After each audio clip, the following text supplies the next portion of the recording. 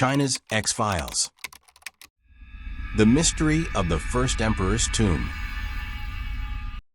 In 1974, farmers digging wells near Xi'an brought to light a complete army of life-size terracotta soldiers that had been buried in a huge pit in the ground. Around 2,000 of these terracotta warriors have been found so far, but archaeologists working on the project believe there are several other pits to be found and possibly as many as 8,000 figures in total. There are foot soldiers and cavalrymen, and each of the clay figures has individual facial features, hairstyle, armor, and weaponry. It is incredible that in today's modern world, there is a tomb whose location is not hidden that is still to be excavated. It is potentially one of the richest and largest tombs from antiquity, that of the first emperor of a unified China, Qin Shi Huang. Unlike the pyramids of Egypt and Central America, it still lies undisturbed in Xi'an, central China. Excavations have been going on in the areas surrounding the tomb for 4 decades. The big question is, why have archaeologists not opened up and explored what could be one of the biggest archaeological discoveries of all time? Are there valid scientific reasons for this delay, or is there something more sinister? And what exactly remains to be found inside the tomb? Like all good tombs of powerful, ancient rulers, this one has a curse attached. One designed to deter would-be tomb robbers and treasure hunters. For legend has it that whoever breaks into this royal mausoleum will cause their own government or ruler to lose power, bringing in a new regime and way of doing things. Could this be the reason why the Chinese government have been reluctant to open the tomb? Are they afraid of the curse? Or are there more valid practical and scientific reasons why excavation of the tomb mound itself has not yet commenced? The Tomb Complex. According to the academic research of Guo Zhikuan, a specialist in the history of the Qin, the mausoleum of Emperor Qin Shi Huang is actually composed of 2 parts: the tomb mound, a hillock above the tomb, and the underground palace, the chamber containing the emperor's coffin. Emperor Qin Shi Huang planned his tomb to be an underground replica of the palace and city he lived in during his life, with all the facilities, servants, warriors, concubines, luxuries, and treasures he would need to enjoy the afterlife. It would take 38 years to build the complex, and his actual tomb was buried under a 75-feet-high mound of earth landscaped and planted with trees to make it look like a natural feature of the scenery. Ancient historians boasted that over 700,000 workmen were employed in this gargantuan construction project.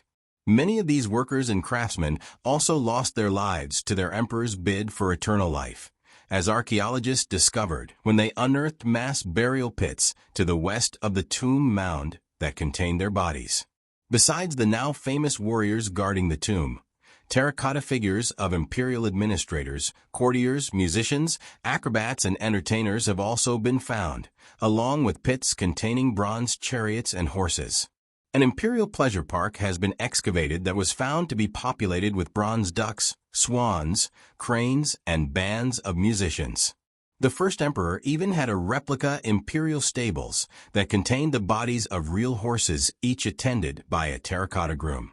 It is said that the first emperor's successor, his son Hu Hai, had all of his father's concubines who had not borne him a son entombed in the burial chamber with him to keep him entertained. Hu Hai also realized that it would be imprudent to let the craftsmen who knew the secrets of the inner parts of the tomb go free, as they might come back and rob it. So he allegedly trapped them as they were leaving after the funeral by closing the inner gate behind them and then sealing the outer gate, leaving them to perish.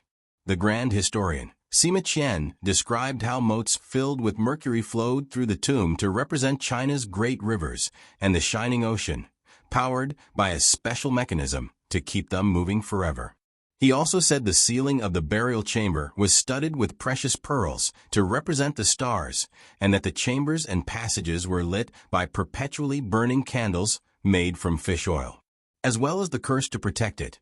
The tomb was also said to be littered with booby traps that would fire crossbows at any unwary trespassers intent on disturbing the first emperor's final rest. However, although so much of the mausoleum complex has been explored and excavated, The actual tomb mound of Qin Shi Huang still lies undisturbed by archaeologists and hopefully by tomb robbers. Soil samples taken from different locations around the burial mound have shown to contain high levels of mercury, which supports the description of rivers of mercury said to flow within the tomb. Why hasn't the tomb been excavated? Why hasn't the Chinese government excavated the tomb mound?